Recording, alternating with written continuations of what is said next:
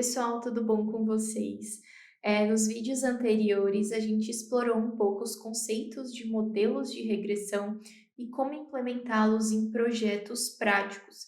Hoje, a gente vai mergulhar em um aspecto que é crucial nesse processo, que é a parte de avaliação da eficácia dos nossos modelos de regressão. Lembra de quando falamos sobre a construção de um modelo de machine learning? Pois é, a gente identificou que sem uma métrica adequada fica complicado avaliar o sucesso do nosso modelo.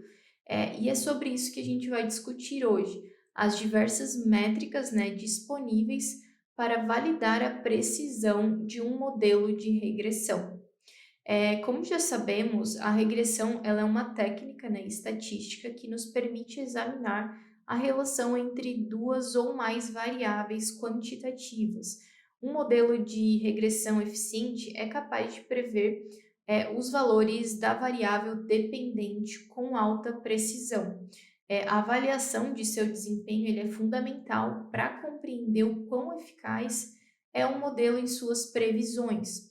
Além disso, essa avaliação ela é essencial para escolher entre diferentes modelos de regressão, permitindo que a gente identifique qual deles apresenta o melhor desempenho. Ao comparar modelos, a gente tem a possibilidade, né, de selecionar ou aprimorar aquele que se destaca mais. A análise de desempenho ela também é crucial para detectar as limitações do nosso modelo, identificando áreas onde as previsões são imprecisas ou os erros são significativos, a gente pode realizar ajustes para otimizá-lo. Isso pode incluir desde a correção da seleção de variáveis até a solução de anomalias, nos dados. Portanto, avaliar o desempenho do nosso modelo é um passo que é indispensável nesse processo. Bom, e a primeira forma, né, de avaliar o desempenho de um modelo de regressão é calcular a soma dos resíduos quadrados, que é o SSR. Na primeira etapa, né, do cálculo de soma dos resíduos quadrados, a gente precisa calcular os resíduos, né? O resíduo ele é calculado da seguinte forma: o residual vai ser igual o observado menos o predito. Então, com essa fórmula, né, a gente consegue calcular o resíduo de uma observação. Um resíduo menor significa um melhor modelo. Assim, somar os resíduos de cada observação pode parecer uma boa forma de avaliar o desempenho do modelo de regressão. Imagine essa imagem que aparece aqui na tela. Cada ponto de dado tem um valor real, que representa as bolinhas amarelas, que é o que observamos, né, no mundo real, e um valor previsto, que é onde ele cai na nossa linha de regressão. O resíduo ele é a diferença entre o que o modelo prevê para um ponto de dados e o que realmente acontece, né? Agora, se a gente somar todos os resíduos, a gente pode pensar que a gente tem uma boa medida do desempenho do nosso modelo. Mas tem um detalhe: se apenas somarmos esses valores, resíduos positivos podem cancelar os resíduos negativos, o que não nos dá uma verdadeira, né, medida da precisão do nosso modelo. Então, em vez de somar os resíduos diretamente, a gente pode elevar cada um ao quadrado antes de somar. E isso resolve o problema, né, do cancelamento e dá mais importância aos erros maiores, que são mais problemáticos para o nosso modelo. A fórmula da SSR é a soma de todos esses resíduos ao quadrado. Então, matematicamente, ela é expressa pela somatória, né, do quadrado das diferenças entre os valores observados e os valores previstos para todas as observações que a gente tem. O objetivo de calcular o SSR é quantificar, né, a variabilidade dos dados que não é explicada pelo modelo de regressão. Então, um valor menor de SSR indica que o modelo se ajusta melhor aos dados, pois os resíduos, né, as diferenças entre os valores observados e preditos, são menores em geral. Bom, vocês podem ver ver a fórmula aqui na tela, né? No caso, o N vai ser o total de observações, certo? E com relação à soma, né, dos resíduos quadrados, ele é uma boa forma, né, de avaliar o desempenho, né, de um modelo de regressão, porém ele depende ainda do número de observações do conjunto de dados. Então, como somamos todas as diferenças quadradas, né, entre os valores observados e previstos, mais resíduos aumentarão o SSR, né, a soma dos resíduos quadrados. Em outras palavras, o modelo com mais observação vai ter mais resíduos. Assim, a gente pode chegar a uma interpretação de que o modelo com mais observação vai ser pior. Então, esse pode não ser o caso, né? Como eu falei antes, o modelo com mais observação vai ter mais resíduo. E para lidar com esse problema, existe uma forma que é usando uma outra métrica que é chamada de erro quadrático médio, que é o MSE. O MSE é simplesmente a média do SSR. A fórmula a seguir mostra como o MSE é calculado, né? Que é o MSE igual SSR sobre o N, ou o observado menos o predito ao quadrado sobre N. Então, quanto menor o nosso valor do MSE, melhor é o desempenho do modelo em minimizar a magnitude dos erros. Bom, como afirmei antes, o SSR ele aumenta quando há mais observações no modelo. No entanto, o MSE ele pode aumentar ou diminuir dependendo apenas do resíduo médio. Portanto, é melhor avaliar o desempenho do modelo. No entanto, existem alguns problemas sobre o MSE. Em primeiro lugar, o MSE ele penaliza fortemente grandes erros devido ao seu termo quadrático. Isso o torna sensível a valores discrepantes, os outliers, né? Pois mesmo um único valor discrepante ele pode aumentar significativamente o erro geral. Em situações em que existem valores discrepantes, o MSE ele pode não refletir com precisão o desempenho do modelo. Além disso, a quadratura, né, dos erros do MSE, ele amplifica o impacto de grandes erros na métrica geral. E isso significa que o desempenho do modelo ele é fortemente influenciado por algumas observações com desvios substanciais, o que pode não ser desejável em determinados cenários. Bom, mas de novo, como resolver esse problema? Então, né, uma forma de resolver problemas de SSR e MSE é utilizar uma outra métrica, que é chamada de R ao quadrado, que não depende, né, do tamanho ou escala do conjunto de dados. Na explicação básica, né, o R ao quadrado ele é calculado comparando o SSR ou o MSE, né, em torno da média da variável dependente. Portanto, a gente precisa da média da variável dependente. Então, essa ilustração aqui na tela mostra isso para vocês.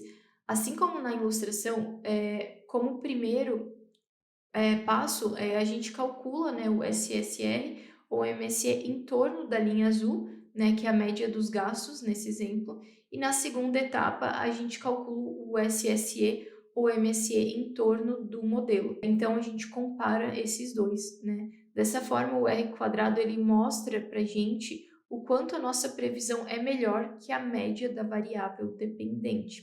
E a fórmula a seguir também mostra como o R ao quadrado ele é calculado, né?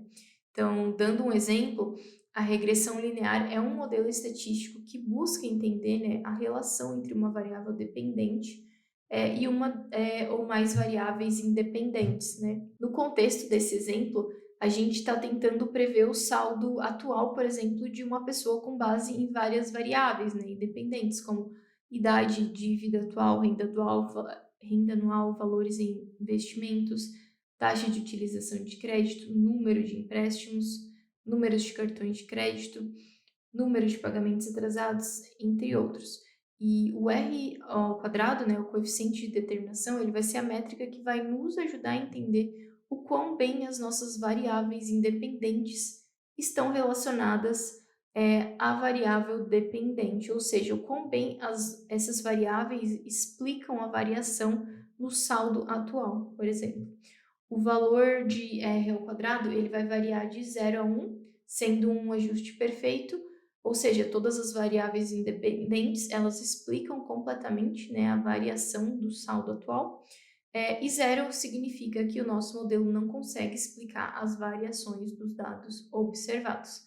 Portanto, quando a gente calcula o R ao quadrado, nesse exemplo, a gente está tentando medir a proporção, né, da variação do saldo atual, que pode ser explicada por todas essas variáveis independentes. Um R ao quadrado alto vai indicar que as variáveis escolhidas estão altamente relacionadas ao saldo atual e, portanto, o modelo de regressão é um bom ajuste para os dados. Por exemplo, um R ao quadrado de 0,17, ele significa que aproximadamente 17% da variabilidade dos valores dependentes, né, o y, podem ser explicadas pelas variáveis independentes que a gente está usando no modelo. Então, um valor baixo de R ao quadrado, como esse de 0,17, indica que o nosso modelo não está sendo muito eficaz em explicar a variação dos dados, né? Isso significa que as variáveis independentes que estamos usando não estão fornecendo uma boa previsão para os valores dependentes ou que outros fatores não considerados pelo modelo estão influenciando os resultados.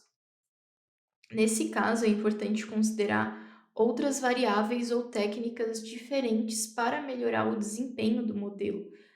Além disso, alguns pontos importantes a se considerar ao usar o R ao quadrado.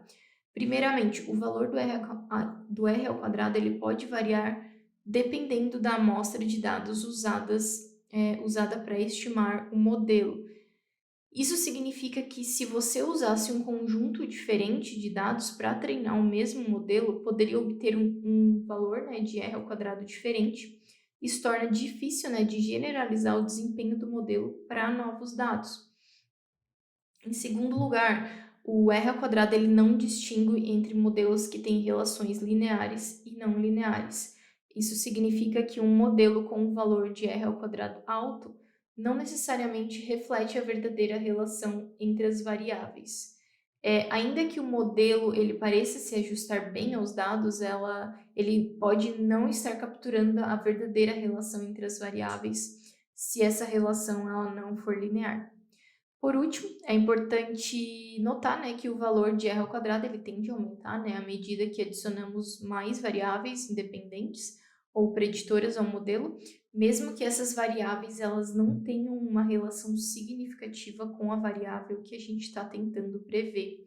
Isso pode ser enganoso, né, porque pode dar para a gente a impressão de que o modelo está se saindo bem, enquanto na verdade ele não está. Então, adicionar variáveis irrelevantes pode inflar, né, o valor de R ao quadrado, criando uma falsa impressão de que o modelo está saindo bem, quando na verdade ele não está. Então, como mencionado anteriormente, o valor R ao quadrado ele aumenta conforme adicionamos mais variáveis independentes ao modelo. Isso pode levar ao problema de sobreajuste, onde o modelo se ajusta demais, né, aos dados de treinamento e perde a capacidade de generalização. Para contornar essa situação, a gente utiliza o R ao quadrado ajustado, que é uma versão modificada do R ao quadrado que leva em consideração o número de preditores no modelo. Ele adiciona, né, uma penalidade para cada preditor adicional, corrigindo assim o sobreajuste. A fórmula, né, do cálculo do R ao quadrado ajustado é essa que aparece aqui na tela, né, onde o R ao quadrado vai ser o valor padrão do R ao quadrado, e o N vai ser o número total de observações no modelo, enquanto o K vai ser o número de preditores no nosso modelo. Então, o R ao quadrado ajustado, né, ele pode diminuir se adicionarmos variáveis independentes ao modelo, indicando que o modelo é menos explicativo. Portanto, o R ao quadrado ajustado ele é útil para avaliar o poder explicativo do modelo, levando em conta, né, a complexidade e potencial sobreajuste. Além disso, ao comparar dois ou mais modelos, né, o R ao quadrado ajustado ele é uma boa métrica, é uma métrica mais precisa, né, do que o R ao quadrado. Outras métricas que a gente pode considerar também incluem o erro médio absoluto, que é o MAI, que ele basicamente representa a média das diferenças absolutas entre as previsões e os valores reais. Um outro também é a raiz quadrada do erro quadrático médico, que é o RMSE, que basicamente é a raiz quadrada do MSE e representa uma medida, né, de erro médio semelhante ao desvio padrão. Uma outra é a raiz quadrada do erro quadrático médio percentual, que é o RMSPE, que representa a porcentagem média de erro em relação aos valores reais. Agora, indo para o exemplo do vídeo sobre regressão linear, no qual a gente está prevendo, né, o custo de seguro através da idade do paciente, continuando, né, o nosso código, eu vou mostrar para vocês, né, vou demonstrar para vocês no código como que a gente pode fazer o uso do R ao quadrado score, por exemplo, usando as ferramentas em Python, né, algumas bibliotecas. Bom, agora vindo aqui, né, para o nosso notebook que a gente estava utilizando antes, para fazer a análise, a gente precisa fazer a gente precisa chamar, né, essa biblioteca do scikit-learn de métricas, né, fazer a importação do R2 score, R ao quadrado. A partir disso, a gente chama o nosso R ao quadrado, né, com os nossos dados Y de teste e os preditos, né, e a partir disso a gente consegue, encontra, né, o nosso coeficiente R ao quadrado, que nesse caso aqui, o resultado foi de 0,69, né? Mas o que que significa esse valor, né? Como a gente conversou, o R ao quadrado, ele é o coeficiente de determinação e ele expressa, né, a porcentagem da variação da variável dependente que a variável independente explica corretamente. Então, em outras palavras, a gente pode dizer que o R ao quadrado, né, ele expressa o quanto o nosso modelo conseguiu explicar os dados. Então, como o nosso resultado foi de 69%, né, ou seja, o nosso modelo ele conseguiu explicar a variação da variável independente em 69% dos casos. Bom, e por essa aula é isso, pessoal. Esse é o último vídeo, né, da aula sobre regressão e nós vimos um pouco sobre uma parte, né, bem importante do processo de criação de modelos de machine learning, que é a parte de avaliação, né, validação dos nossos modelos. E na próxima aula a gente vai começar a conversar sobre um outro tipo, né, de aprendizagem supervisionada que a gente já conversou anteriormente, que é a classificação. Então, um abraço e eu vejo vocês no próximo vídeo.